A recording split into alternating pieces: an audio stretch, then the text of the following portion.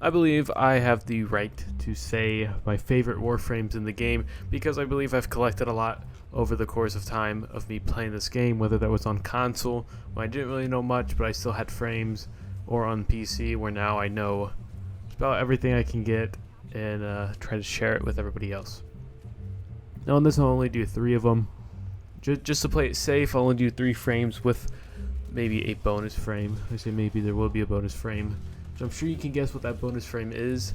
However, we're going to look at really the one that delivers the most utility and power overall. And is my frames that are go-tos if it's a high level mission, or I need some sort of strategy that's going to, one, keep me alive and possibly keep others alive if I ever do public missions that are needed. Now to start off, even though I do have many prime frames, not the original, we're gonna do Nezha. Now Nezha, as I was corrected in one video, it is a he.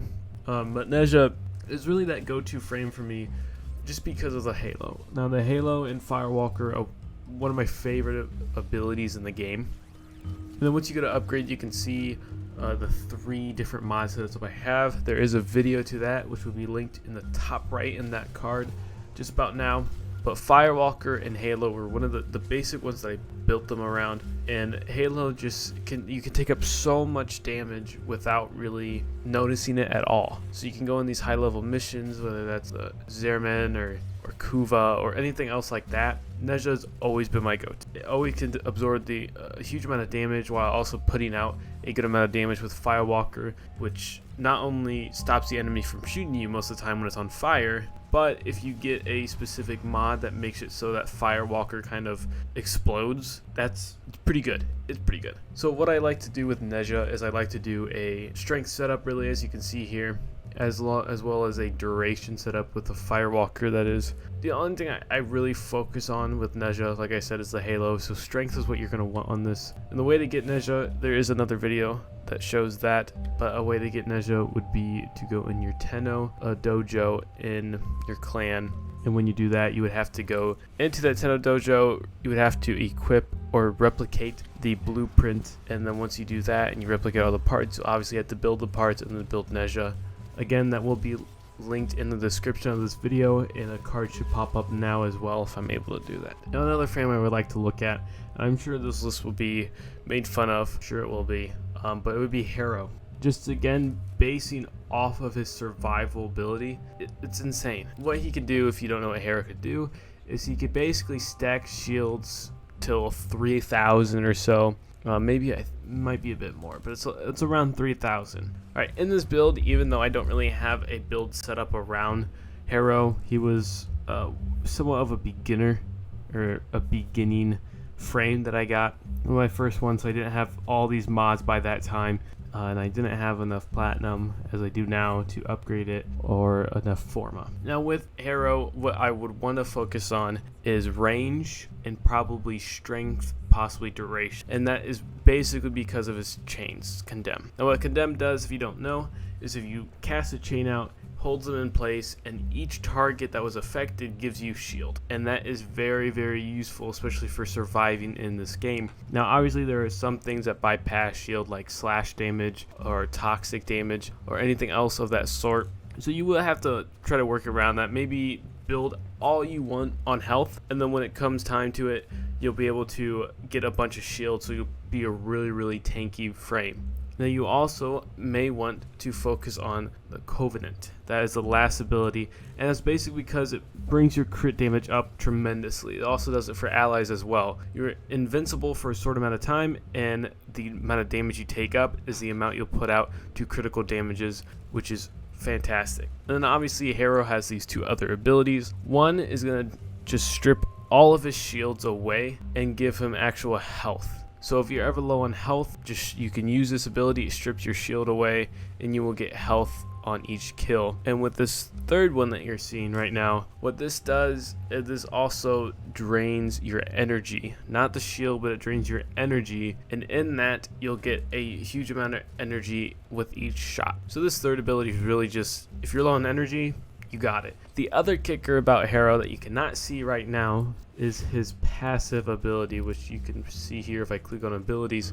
Passive, overshield capacity doubled, start mission with maximum energy. That is the main thing you want to look at, maximum energy. Not many frames can do that. I don't think any frame can do that really, but maximum energy is huge. There's a lot of people who always use, you know, the 10-0 to get energy right away. Harrow just has it maximum, so if you have flow on, you have prime flow, you're gonna have that entire thing filled, which is incredible, which is why I love Harrow so much. And the way to get Harrow would be to go in a quest called the Chains of Harrow. Once you complete that quest, you will do a bounty, and then after that there are 3 ways to get all of his parts. They're very complicated. One would be a spy mission on Kuva. The other one is to get his systems, which is on a defection mission on Saturn. And then the way to get his chassis is probably the way that, I mean, you've already probably have it, and that is through doing relic runs. And as you go through them, you'll get a certain amount of Harrow chassis. A lot of people joke about how many they have, so if you don't have one, I don't know what you've done in this game to not do a relic run, but you will get one for sure. If you just keep doing them, you'll get 50.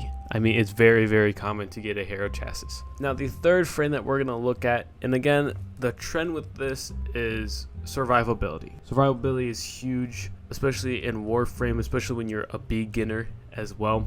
This other one has been in a lot of my beginner videos when I was just typing instead of talking. This frame is going to be Wukong. Wukong Prime is what I have, obviously. I will tell you how to get Wukong here shortly. But if we look at Wukong, I have Twin Range 1 and 3. Those are my mod setups right now. Basically, what I try to do with Twin here is, if you can't see, I have Intensify, Fiber, Hatred.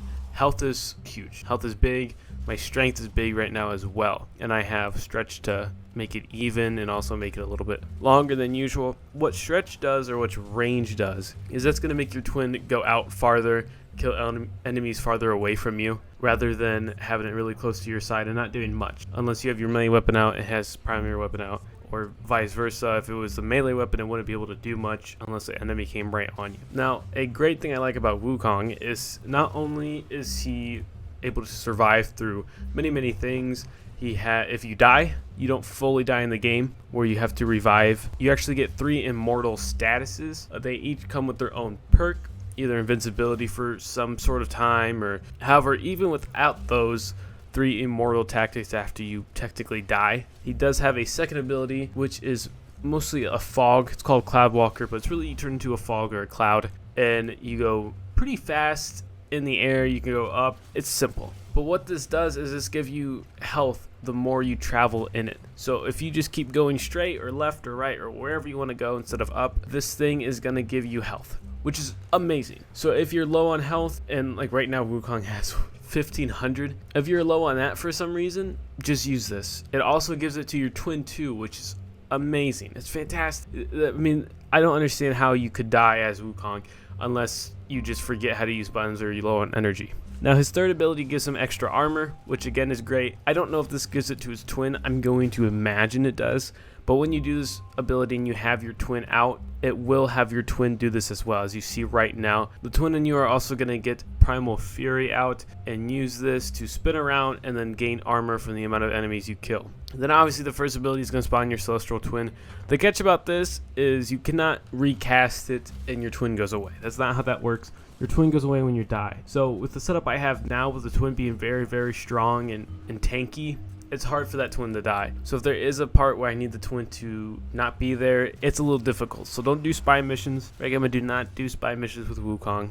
Even though he has Cloud Walker, the twin could mess it up. Trust me, don't do it. His fourth ability, don't focus on that. Nobody cares about the Primal Fury. It's a horrible weapon. Don't use it. But there is a specific mod for Wukong that focuses on his twin, and that is if you hold the twin down, he can smash the ground kind of like a Rhino Stomp. However, it's with the Primal Fury. And when he smashes the ground like Rhino Stomp, like I just said, it's going to fling all these enemies up in the air, almost slow motion-ish. So if you're either having trouble, you're about to die for some reason, and you need something, hold down your twin button, which is going to be 1 on the keyboard, and then you'll do basically a stomp, lift all the enemies up in the air, give you a breather, and you could also kill them easier too.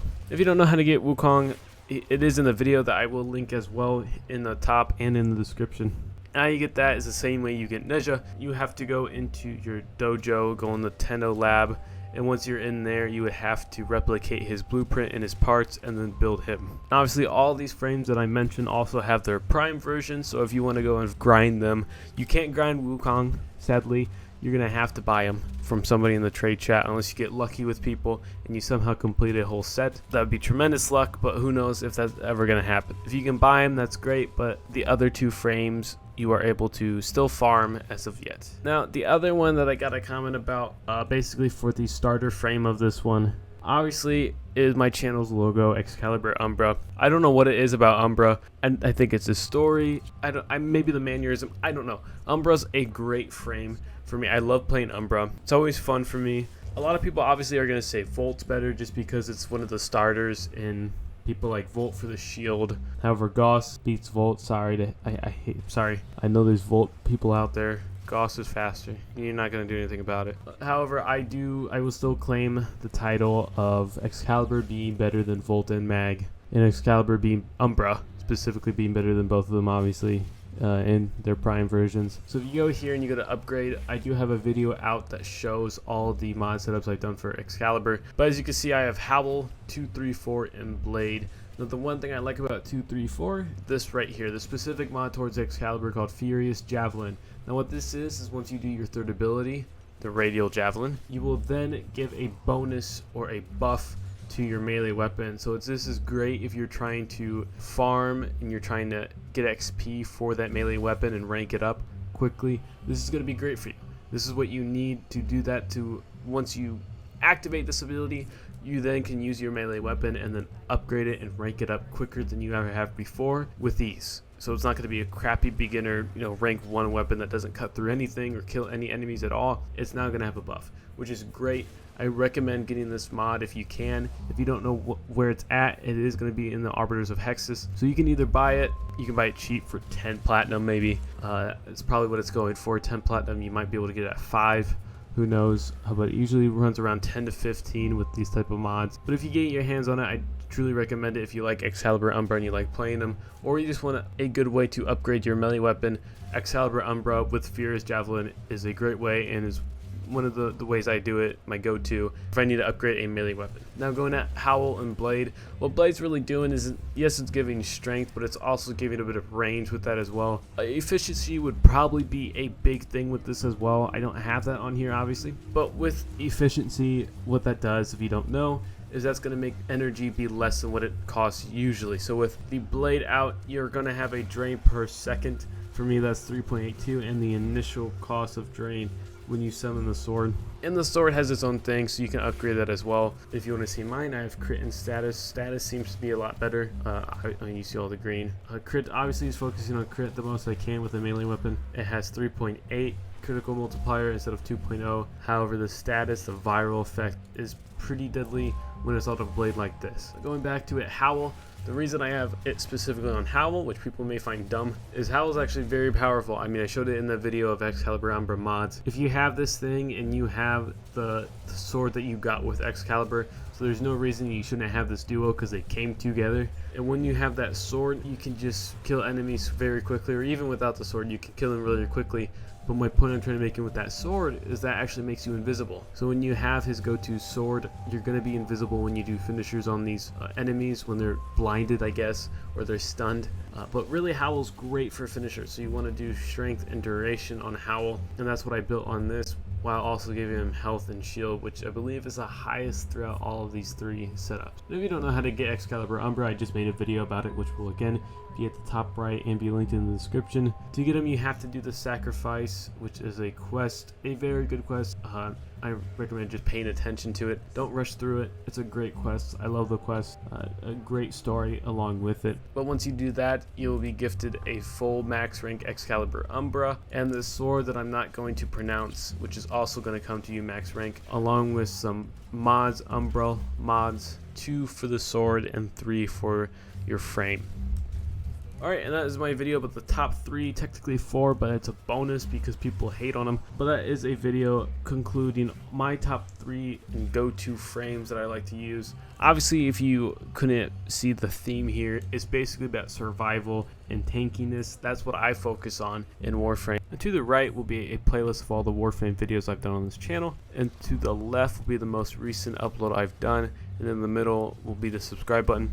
Greatly appreciate all the support and all the subscribers I've been getting. It's great to see that go up and up and up. And like I mentioned previously in this video, if you want to see all of these videos describing where to and the mod setups for all of these frames, that will be linked down in the description below, along with my Instagram, Twitter, and TikTok. I hope you enjoyed the video, found it useful. If so, leave a comment saying what you think of it. And with that, thank you for watching.